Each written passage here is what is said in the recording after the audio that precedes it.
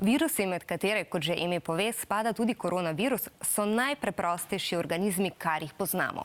Okoli nas jih je več kot vseh drugih organizmov skupaj, v eni sami čajni žlički morske vode jih je več 10 milijonov. A kot sami veste, če čofotamo v morju, še ne zbolimo.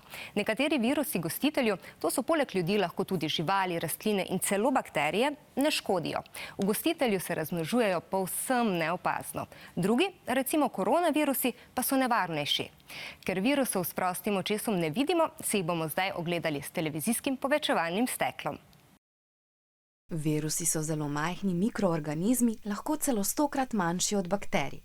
To so skupki dednega materiala, ki jih obdaja beljakovinska ovojnica. Oblika nove vrste virusa, ki se širi po svetu, spominja na krono.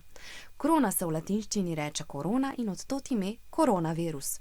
Poznamo še najmanj 6 vrst koronavirusov, ki lahko okužijo človeške celice.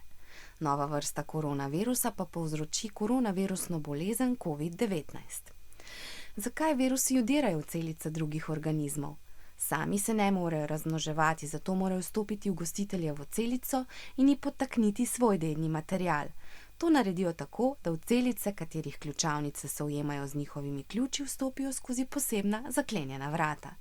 Tudi novi koronavirus potrebuje ključ, da bi vstopil v človeško celico. To nalogo opravlja posebna konica na njegovi površini.